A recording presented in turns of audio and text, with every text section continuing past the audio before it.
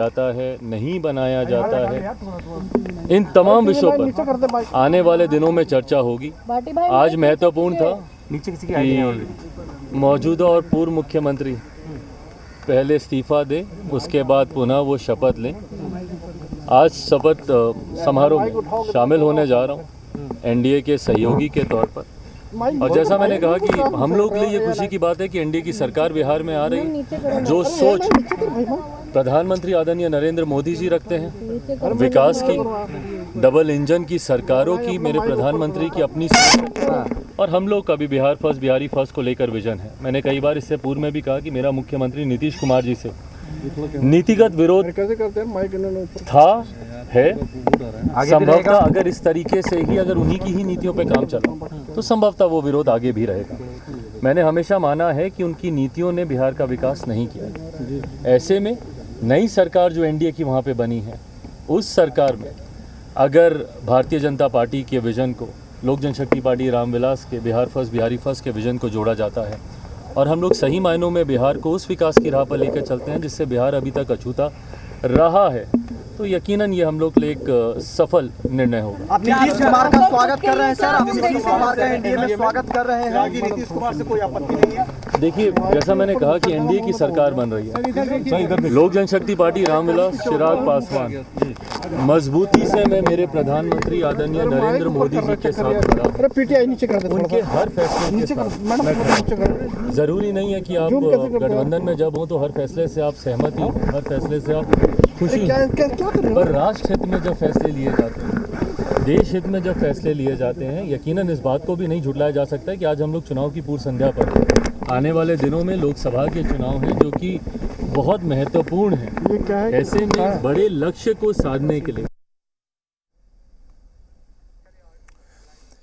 चलिए हमारे साथ अभिषेक जुड़े हुए हैं। अभिषेक, अभी हम रामविलास एलजेपी के जो अध्यक्ष हैं चिराग पासवान, उनको सुना रहे थे। उन्होंने एक चीज कहा कि उन्होंने नीतीश कुमार का विरोध नहीं किया।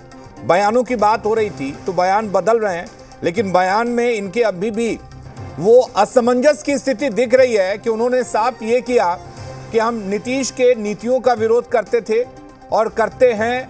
अगर एलजेपी रामविलास के जो विजन है बिहार फर्स्ट, बिहारी फर्स्ट, उसको शामिल नहीं किया जाता, बीजेपी के विजन को अगर शामिल नहीं किया जाता तो हम नीतीश के नीतियों का भी विरोध करते रहेंगे। तो ये बयान बता रहा है कि अभी भी सहज नहीं हुए हैं चिराग पासवान।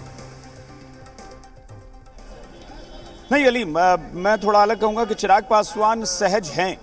दरअसल वो असहज देखिए कहाँ थे। नीतीश कुमार से उनको एक विरोध रहा है, नीतीश कुमार की बातों से, लेकिन कहते हैं ना कि किसी भी इंसान के साथ आप सबके साथ अच्छी ट्यूनिंग नहीं बना सकते। जो सबके साथ बढ़िया होता है वो किसी के साथ बढ़िया नहीं होता है। जैसे हम कहते हैं ना कि जो सबका दोस्त होता है वो किसी का दोस्त नहीं होता। रामविलास पासवान के बेटे हैं चिराग पासवान, और कहीं ना कहीं कुछ एक नीतीश कुमार को लेकर उनका विरोध रहा है, लेकिन वो असहज इसलिए मैं नहीं मानता क्योंकि वो इस वक्त बीजेपी के साथ गठबंधन में है और वो प्रधानमंत्री का बार बार जिक्र कर रहे हैं। देखिए, नीतीश कुमार पर वो नहीं कुछ कह रहे हैं। जब पूछा गया कि अगर नीतीश कुमार को लेकर आपको कोई विरोध अब नहीं है, तो वो कह रहे हैं कि मैं कह रहा हूं कि एनडीए की सरकार बन रही है, विकास के लिए बन रही है, देश हित में बन रही है, तो मुझे कोई दिक्कत नहीं है। प्रधानमंत्री के प्रति उनके मन में है कि मुझे प्रधानमंत्री के साथ रहना है, बीजेपी के साथ रहना है। लेकिन तो ऐसे में अगर एनडीए, लेकिन अभिषेक 2020 के विधानसभा चुनाव में वो एनडीए के साथ ही रहे थे और नीतीश कुमार का विरोध भी वो लगातार करते रहे थे। ये भी सही है कि जहां जहां नीतीश कुमार के उम्मीदवार उतारे गए थे तो और वहां पर चिराग पासवान ने अपने उम्मीदवार उतारे थे। जिस वक्त की आप बात कर रहे हैं तब भी वो बीजेपी के ही माने जा रहे थे ना। जेडीयू का यही तो आरोप था कि बीजेपी के इशारे पर चिराग पासवान को कहा गया था कि जेडीयू के खिलाफ कैंडिडेट उतारा जाए। यानी जेडीयू ये मानती थी कि चिराग पासवान जो हैं वो बीजेपी के करीबी हैं और बीजेपी के कहने पर ऐसा कर रहे हैं, तो आज भी वो बीजेपी के साथ हैं। तो चिराग पासवान को गठबंधन में कोई दिक्कत नहीं होगी और निश्चित तौर पर इस गठबंधन के लिए चिराग पासवान को समझाया गया होगा, उनसे बात की गई होगी, कन्विंस किया गया होगा। तो चिराग पासवान अगर अब भी कह रहे हैं कि एनडीए की सरकार से मुझे दिक्कत नहीं है, मैं प्रधानमंत्री के साथ हूं, मैं बीजेपी के साथ हूं और बिहार में अगर एनडीए की सरकार बनी है तो मुझे कोई दिक्कत नहीं है, बस मेरा जो विजन है उस पर भी काम किया जाए, इसका मतलब है कि बीजेपी ने उनसे बात कर ली है। देखिए, ये जो चीजें भी हुई हैं इसमें सभी सहयोगी दलों को, मुझे ऐसा लगता है कि ये अलग बात है, मैं फिर कह रहा हूं कि ये हो सकता है कि अगर कोई सहयोगी दल बाद में किसी दूसरे खेमे में चला जाए अलीम, तो अलग बात है, लेकिन शुरुआत में मैं जरूर यह कह सकता हूं कि बीजेपी ने सभी सहयोगी दलों से बात की होगी और बीजेपी ये पूरी कोशिश करेगी कि नीतीश कुमार हमारे साथ आ गए हैं, इसकी वजह से कोई भी मेरा सहयोगी दल मुझसे दूर ना हो। इसका प्रयास बीजेपी जरूर करेगी ताकि एनडीए में जितने भी दल हैं, छोटे दल हैं, बड़े दल हैं, कमजोर हैं, ताकतवर हैं, सबको बीजेपी इस बार चाहेगी कि नीतीश कुमार की वजह से उन्हें खोना ना पड़े। इसके अलावा अगर बात करें हिस्सेदारी की, हम बात कर रहे थे तो 3 नाम तो हमने जेडीयू की तरफ से रख लिए, तो ये क्या माना जा रहा है कि सिर्फ 3 लोग ही शपथ लेंगे, बाद में मंत्रिमंडल का विस्तार किया जाएगा, या फिर यह भी तय हो चुका है कि जो भी मंत्री बनने हैं ज्यादा से ज्यादा मंत्रालय आज ही बांट दिए जाए, मतलब आज ही मंत्रियों को शपथ दिला दी जाए? नहीं अलीम, ऐसा बिल्कुल नहीं होगा कि सारे मंत्रियों को आज ही शपथ दिला दिया। यह तय है कि बाद में मंत्रिमंडल का विस्तार होगा। आज जो है वो शुरुआत में जरूर कुछ मंत्री शपथ लेंगे, लेकिन मैं नाम को लेकर जो आपने पहले भी सवाल पूछा था, मैं यही कह रहा था कि एक समय था जब ये परंपरा होती थी कि एक लिस्ट जारी होती थी प्रेस में कि हाँ ये मंत्री पद की शपथ लेने वाले हैं। वो समय के साथ परंपरा अब खत्म हो गई है, तो अब चीजों में सस्पेंस ज्यादा हो गया है और बहुत क्लियर नहीं किया जाता है, पहले से लिस्ट जारी नहीं की जाती है। अनऑफिशियली जरूर कुछ कुछ जानकारी मिलती है कि ये लोग शपथ लेने वाले हैं, लेकिन इसीलिए मैं कह रहा हूं कि बीजेपी की तरफ से कौन मंत्रिमंडल में शामिल आज होने वाला है इसके बारे में कोई जानकारी नहीं दे रही है पार्टी। लेकिन हाँ ये जरूर है कि दोनों तरफ से 3 मंत्रियों के शपथ की बात सामने आ रही है कि 3 होंगे दोनों दल से, और हो सकता है कि जीतन राम मांझी की पार्टी से अगर एक शामिल हो तो हो, या फिर उनको इसके बाद जब मंत्रिमंडल का विस्तार होगा तब जगह दी जाए। लेकिन सारा मंत्रिमंडल आज ही गठित हो जाएगा ऐसा नहीं होने जा रहा है। निश्चित तौर पर बाकी मंत्री बाद में इस सरकार में शपथ ग्रहण करेंगे।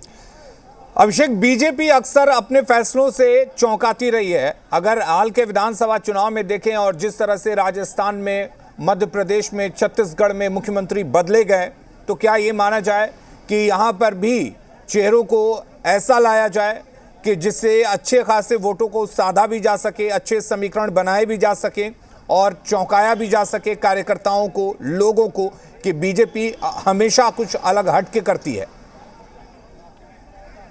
नहीं, चेहरे जरूर बदल जाते हैं, लेकिन बीजेपी का जो समीकरण होता है अलीम एक ही तरह का होता है। 2020 में जो सरकार बिहार में बनी थी, एनडीए सरकार, उसमें भी बीजेपी ने सारे समीकरणों को ध्यान में रखा था।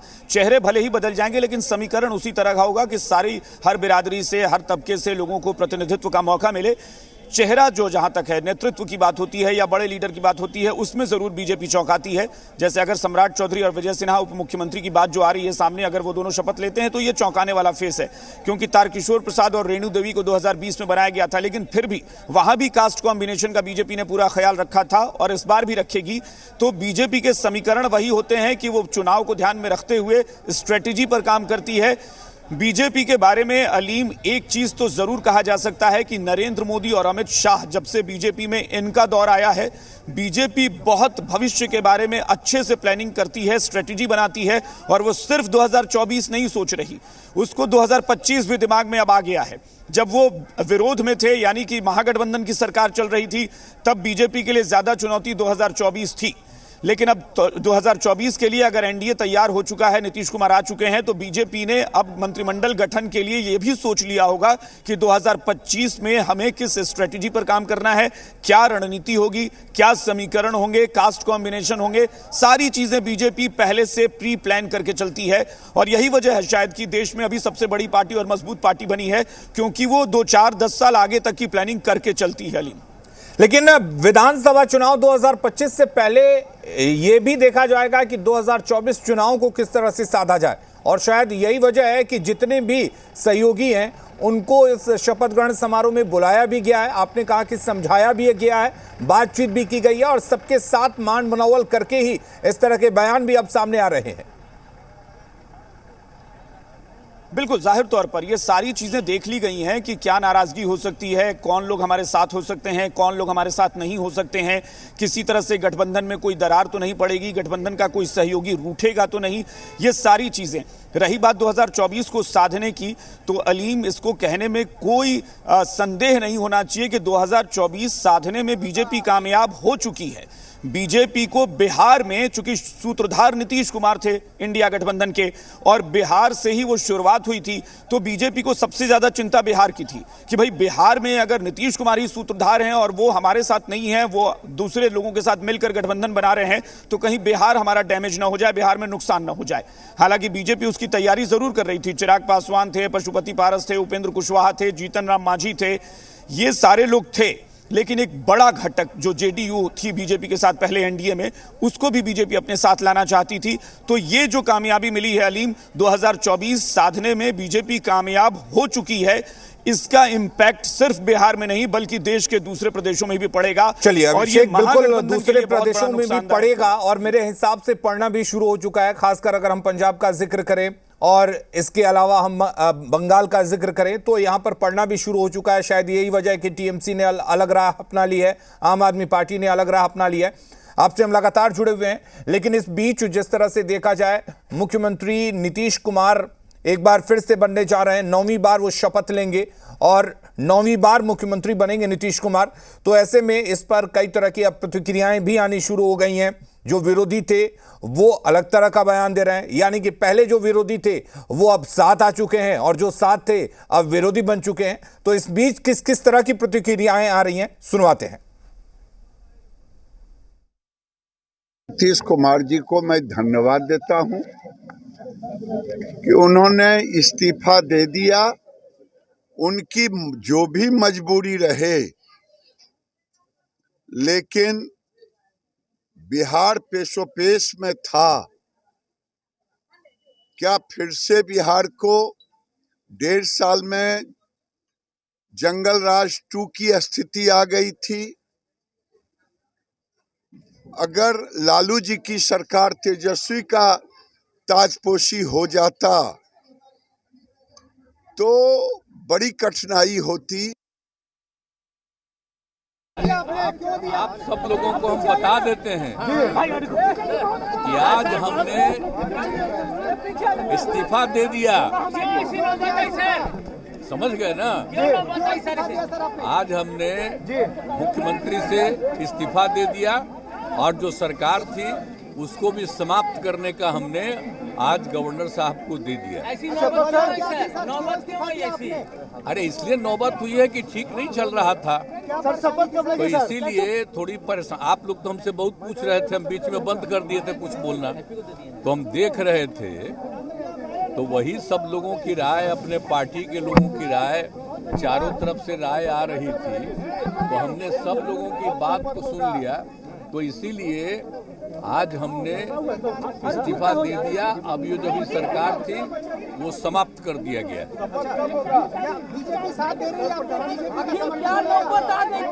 आप गठबंधन को आपको छोड़ना पड़ा नहीं? हाँ, अभी हम जो पहले गठबंधन को छोड़ के नए गठबंधन बनाए थे, और जो नया गठबंधन 1.5 महीना से बनाए थे, 1.5 साल से, तो यहाँ पर भी जो स्थिति इधर आकर के ठीक नहीं लगी है।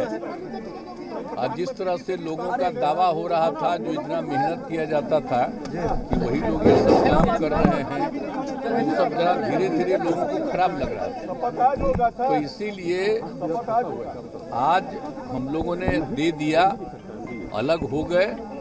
अब आज अन्य पार्टियां एक साथ होकर के जो पहले थी वो अगर आज ही अगर तय करेगी तो आज उसके बारे में फैसला होगा। तो आप जानिएगा, अभी वेट करिए।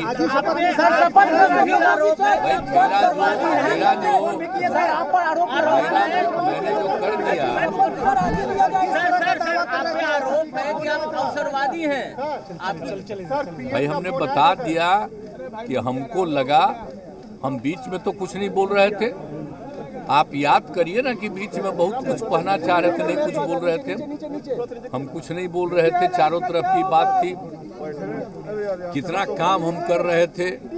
और उधर भी लोग हम अलायंस करवाए, क्या क्या करवाने में लगे, और कोई कुछ काम ही नहीं कर रहे थे। तो सबको लेकर के तकलीफ, और यहाँ पर भी लोगों को तकलीफ, तो ये हो गया। तो हमने बोलना छोड़ दिया था। आप सबके लिखे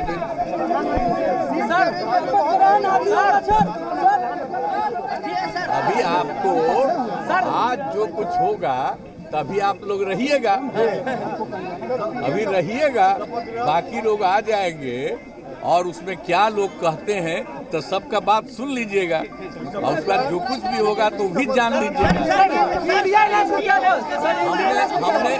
हमने छोड़ दिया। तो नीतीश कुमार आखिर क्यों अलग हुए, ये नीतीश कुमार ने मीडिया के सामने अपनी बातों को रखा है कि क्या परेशानी थी। उन्होंने साफ कहा कि उन्होंने गठबंधन बनाने की कोशिश की, लेकिन इस गठबंधन की किसी को परवाह नहीं थी। जिस तरीके से गठबंधन बनाया जा रहा था उस पर काम नहीं हो रहा था, नीतीश कुमार की सुनी नहीं जा रही थी और इसीलिए नीतीश कुमार ने